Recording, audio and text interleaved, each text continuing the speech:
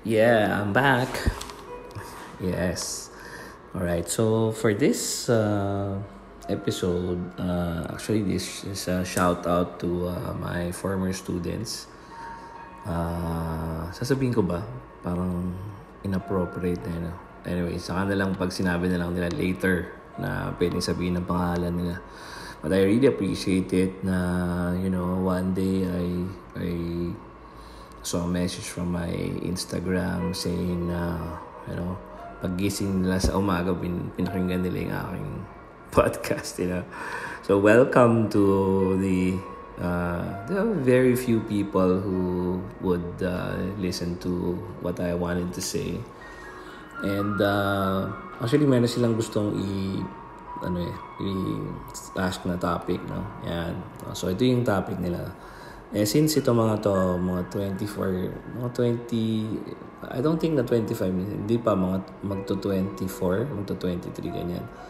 So, parang graduate sila a year ago lang ba o 2 years ago, nakalimutan ko na, pandemic eh. So, parang ang ano nila is, since 1 to 24 pa lang naman sila, yung parang finding yung purpose in life. And I think, hindi lang naman sila yan, ang daming ganyan na messages na nakukuha ko ng 3 years na pala silang graduate. 3 years na silang graduate. So, more or less, kasi ito yung prior to K-12. So, graduate sila, mas bata pa. Yeah, I think 19, 20. So, 3 years silang graduate, pero sabi nila, according to them, confused pa din sila kung saan sila talaga pupunta o anong path ang tatake namin. Yeah. Nung college kasi kami, sobrang clear ng goal. Makagraduate, makakuha ng diploma. Tapos habang nagtatagal ka sa trabaho, hindi mo na alam kung ano ba talagang gusto mo at anong purpose mo sa buhay. Ayan, awat daw muna sa love para sa sarili mo na okay. So, hindi na tayo magta-topic muna. Hindi natin babanggitin yung love dito. Ayan, nabanggit na natin. So, anyway. So, yung nga palang background natin ay from so-called quantum manifestation. I don't know if you've heard about that. But anyway, it's relaxing music and touching into your subconscious. Something like that.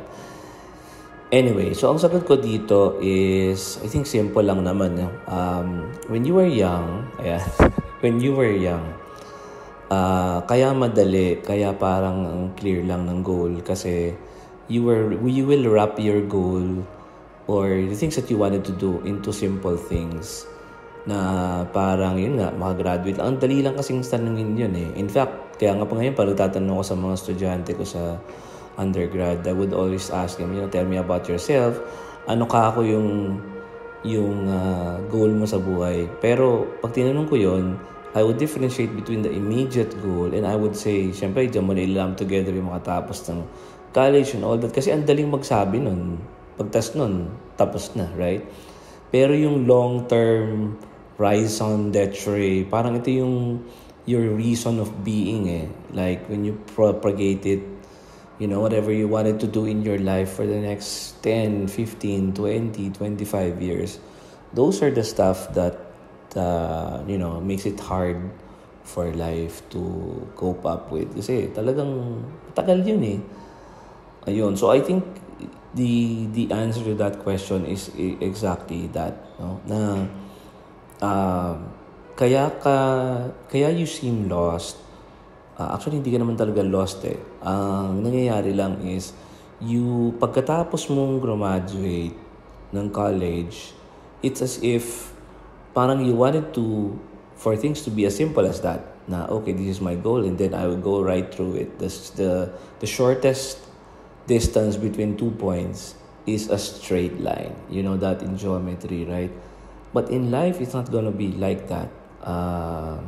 Kaya ako nga na-realize ko yan like super late na in life when I read about scorecards, balance scorecards. Napaka-ano nga nito pang business yung aking ano. And then I wrote something like of a personal vision, personal mission in life. And then my scorecard would be yun, exactly that, na parang a scorecard would be this is what I wanted to achieve in my personal life, Ito sa akin, professional life, relationships, 'di ba? Learning. So madami 'yun, no? And yun. So pag meron kayo kasing ganon, you don't look at life in like a one sitting eternity, live and let live. Parang, it's like the end of the world thing for you, kasi pag ganun, ma ma-overwhelm ang soul mo eh. Kasi you wanted to parang map out what you wanted to do in your life. And reality would bite you every step of the way. Ngayon na lang, nag-decide ka na itong gagawin ko, and then napuntahan mong company, for example, hindi ganon. So magbabago ka na naman. And then sabihin mo na naman itong gagawin ko, and then meron ka na namang ma-realize sa buhay mo na hindi na naman pala yun. So pag ikaw ay nag-set sa sarili mo ng ganyan, parang ang ang dating sa soul mo yan, sa heart mo, is that you're inconsistent, hindi mo alam ang gusto mong mangyari sa buhay. And in reality, it's just you exploring your way through all the maze of this life. So you have to forgive yourself for that, kasi hindi mo naman may kita lahat yun in one sitting eh. It's the absurdities of life. Ayan, babalik na naman ako kay Albert Camus. I think talaga, eye-opener yun talaga for me. And I think ngayon talagang na-realize ko yung lessons ni Albert, no? Parang ang sinasabi niya kasi ganito eh. Pag naglagay tayo ng mga goals before, it's like, okay, itong goal ko, matapos ng college and that's it. Alright? So, yun ang goal ko. And then, you don't put enjoyment, you don't put fulfillment in every step of the way. It's like 0 and infinity and all, hindi naman infinity, 0 and like, number 100. And you don't get excited with you moving from 0 to 1, from 1 to 2, from 2 to 3, and so on. So every day of your life, it seems like it's like, parang an eternal struggle for you, kasi you don't get to be happy, to be fulfilled up until you reach 100. Diba? So anong nangyayari tuloy? You skip classes, o kaya you don't become, fulfilled in school while attending those dumb classes of yours or whatever. So you don't get to enjoy the struggle as well as the destination. Kailangan you don't wrap up life in yung matter of 0, parang all or nothing. Maybe between the soul and God, all or nothing, but between you and your goal, you have to experience fulfillment every step of the way. Ako sa akin, ang nakatulong sa akin talaga yung personal scorecard. Parang tipong, okay, gusto ko maging doktor. Pero tinan mo yun, kung ako ay ginawa ko siyang talagang parang ultimate goal in life, na para pa natapos mo, anong susunod, di ba? Sabi nga ni Heidegger, ayan na naman tayo, mga philosophers natin. Sabi nga ni Heidegger, saka yung mga existentialists natin, is, yun nga it's everything is in a state of becoming. You don't put parang non-being and then being, and then in between yung 0 and 1, infinity yan eh. Infinite yung points na yan between 0 and 1, even in mathematics. So, ang ibig sabihin is between you not being doctor, in my case, no, and then pagiging doctor, which I finished 2-3 years ago, right?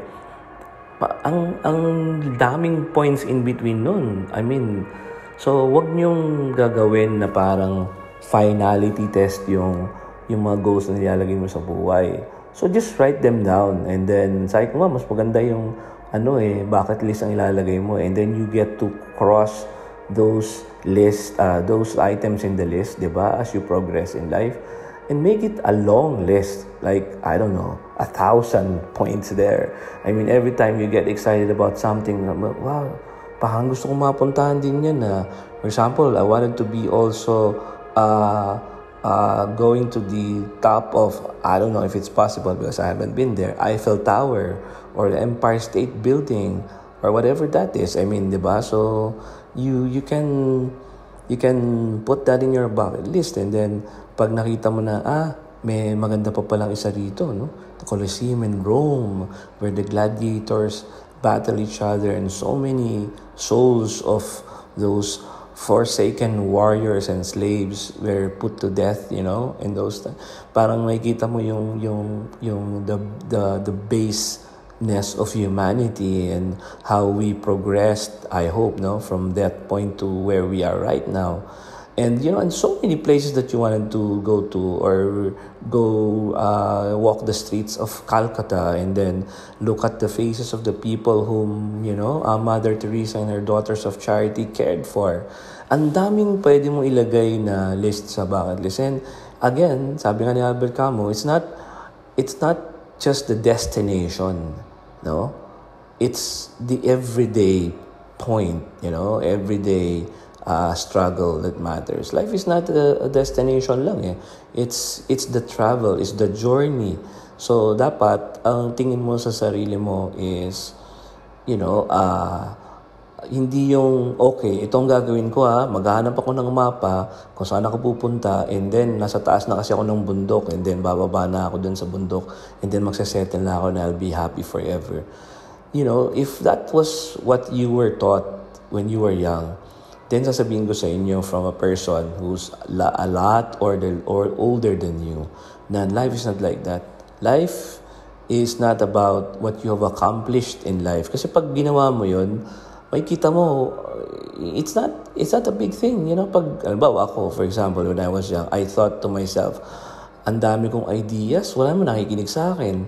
Nagsulat ako dati ng libro, batang-bata pa ako, sabi nung pare, what would I put in your resume? That you are just a reader of philosophy. Who would read your books? Diba? So parang naano ko nun, no? Narattle ako when I was young. I was so full of myself siguro, no? Looking back, I'm not perfected what I have maybe done today or something, but I used to think of myself like, parang si Rizal, no?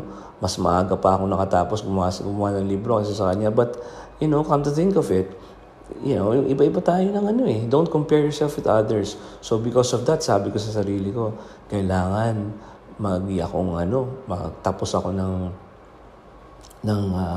with honors sa college, which I did. But nung natapos na yan, are people, already listening to you because of that? No. Sabi ko naman sa sarili ko, sana ganito ang gawin ko. Dapat mag-masters ako, matapos ako ng masters. Okay? Natapos ko naman ng masters.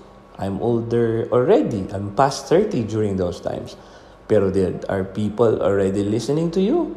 When you're attending, for example, committee meetings where all the people there are doctors, and there's the owners of the school, and of course they have a different priorities than you do. And then maybe you would struggle past all the arguments and all that. Maybe you would debate them.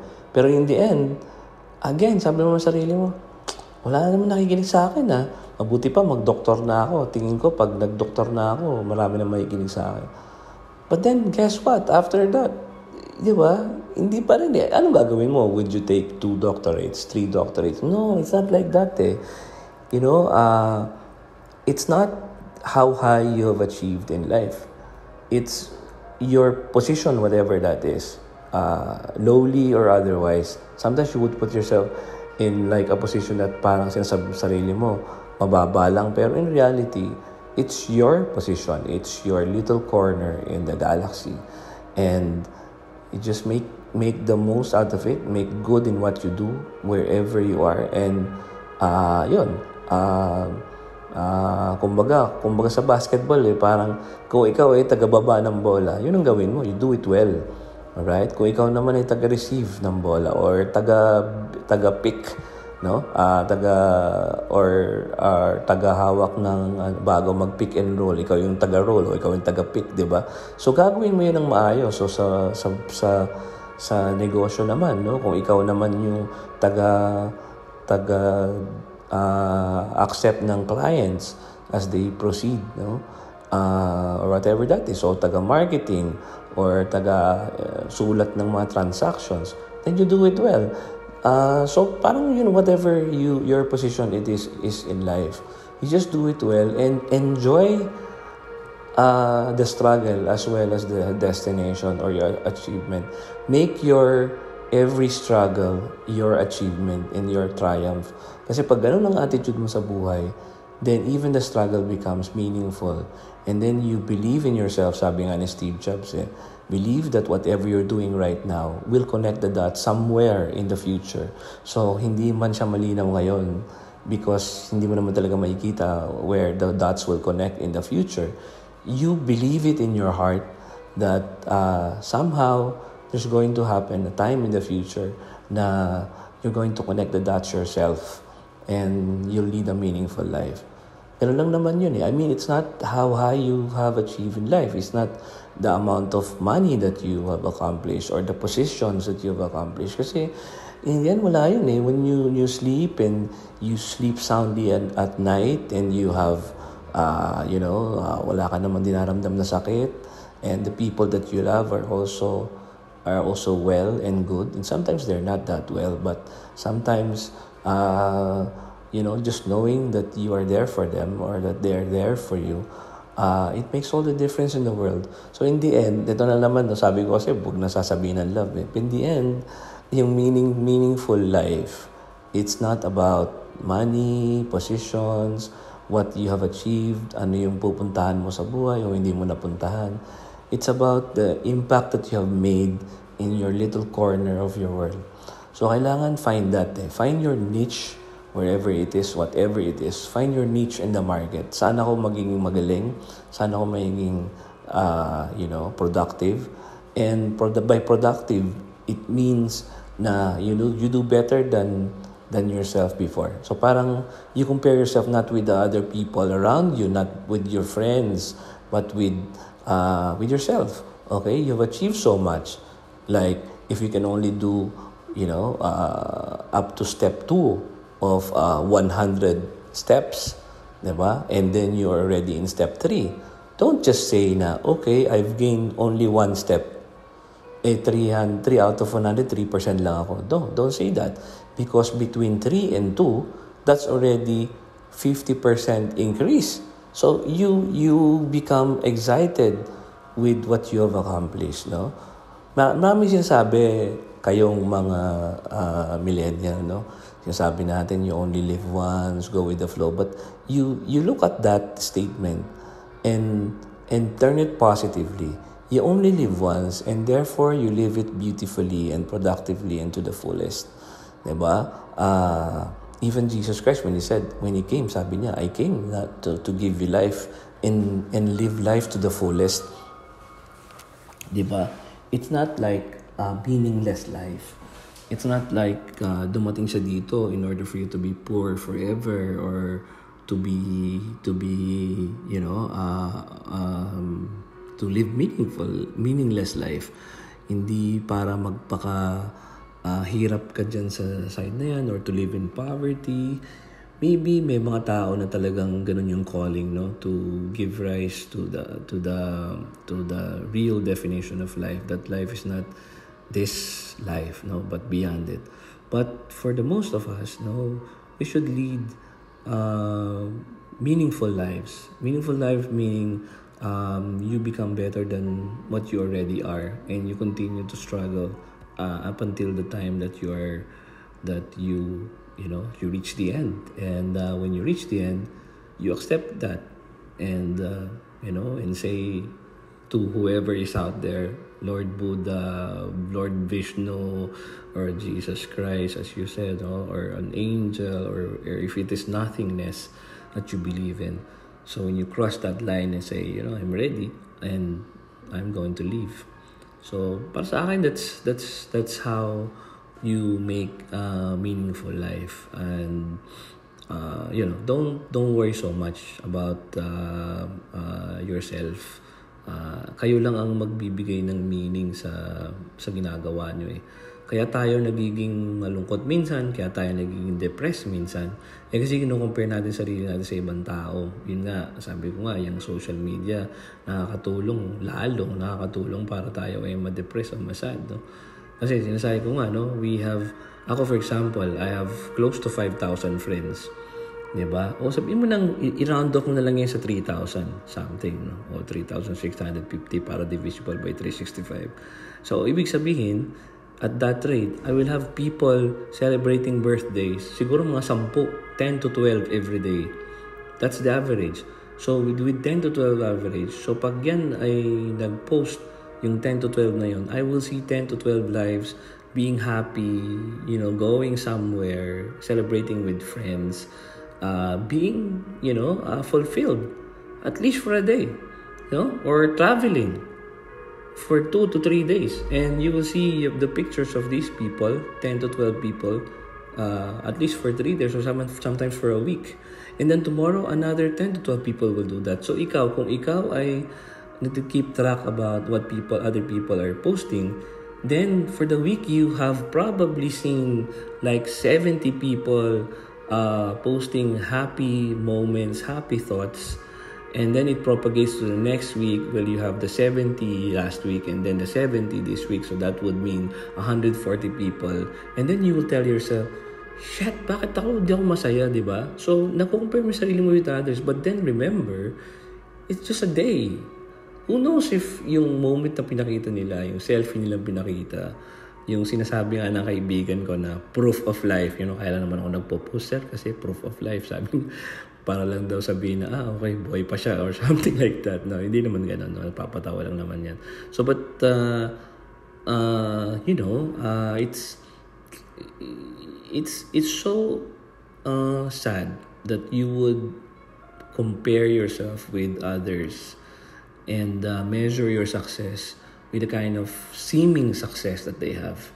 In reality, it's not like that best foot forward yun So, ang nakikita mo lang yung positive things about them. They don't know, sabi nga nung kanta they don't know when I would cry, or, when I cry running home, whenever I lost. Whenever I lose, diba? So, hindi nangyayari yon na pinopost mo yon, no? Kasi sabi ko nga, ba't ako magpo-post ng natalo ako or whatever, no? Siyempre, pag nagpo-post ka, lagi kang panalo, no?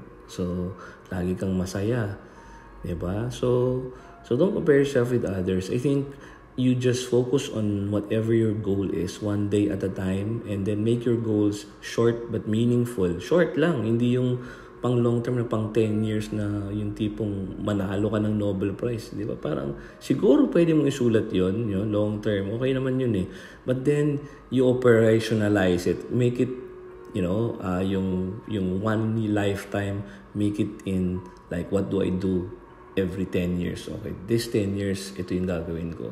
Okay, yung 10 years naman, make it, every year. Okay, this year, hanggang makatawid ako ng 10 years. And yung every year naman, every month. Okay, this month, this is what I will be doing. Now, if all else fails, at hindi mo yun nagagawa, at least be happy every day. Kung ano man yung ginagawa mo, be happy. And then, whatever you've tasked yourself to do for the day, do it. And then, be happy that you've done it. And as long as hindi ka naman nakakaargabyado ng tao, ito lagi ko sinasabi sa sarili ko hanggang hindi ka naman nakakasira ng buhay ng ibang tao sa sarili mo, no? Sometimes you would say things kasi ng meaningless Tapos akala ng isang tao, pinaparinggan mo siya or whatever, and then sa dulo siya pa nagalit sa iyo and whatever. Pero tingnan mo yung sarili mo, pag hindi ka naman nakakaapi ng tao, I think you should be proud of yourself and you should be happy. And then connect with friends. I think napakahalaga na meron kang friends, real friends na makakapag-ease ng troubled spirit mo. And then it's just na hindi naman kailangan ganito yung mga talagang usapan nyo sobrang deep, no? Sometimes yung usapan nyo simple lang, no? Yung mga bagong release ng mga kanta ngayon, yung mga napapanood nyo sa Netflix or sa TV or whatever that is, no? Yung mga bagong balita and all that, yung mga news ng ibang mga kaibigan nyo rin, na sana wag naman negative kasi don't speak ill of other people when they're absent. Kailangan puro positive vibes lang. And then you become happy with their success. Wag kang maiinggit kasi everything has a time and season. And no matter what you accomplish in life, however little it is, no? Count that as a success and celebrate that. Magbigay ka ng triumphant, post or whatever, however simple that is. And yun, yung ganun ang dapat nating i-accomplish. So I really hope that you guys will be successful in your own right. And ako, para sa akin, you have all the ingredients of success. Andyan sa inyo yan. You have been good students when you were under me, and you were good people, hindi naman kayo masasamang tao or something, so just focus on the good side and make yourself better and better each day. Try to learn new things each day, hindi naman kailangang sobrang hirap nung kailangan matutunan nyo, but try to improve day in and day out, diba? Kasi imagine if you will attempt kasi to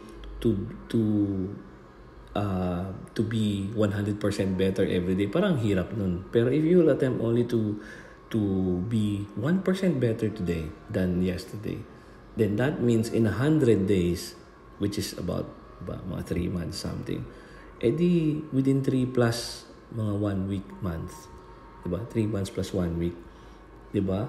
Edi ang ibig sabihin, ikaw ay 100% better na than when you started day 1.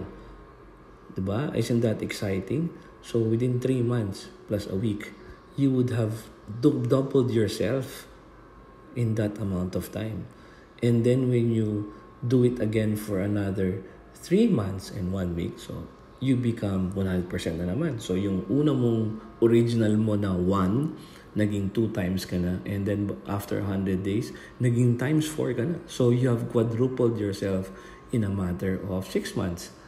And if you propagate that to the next 3 months, then magiging ka ng times 8, diba? Times 2, 4, times 2, 8. And then for the year, imagine, just for the year, 4 quarters, you would have multiplied yourself by 16 times. Diba? So, you increase yourself 1% a day. 1% from yesterday. And you will see that you will be better and better and better each day. So yun lang, good luck sa inyo lahat. All the love, all the affection and trust and triumph. And every time you become triumphant, I don't know what you've been doing. If you will share with me, then I will know. And whatever it is, kung ano man yung naging successes nyo sa buhay, please know that though I am far away, I am with you, clapping my hands and being proud of you, because I have been proud of you since day 1, and I continue to be proud of you day after day. So good luck, girls, and have a wonderful life.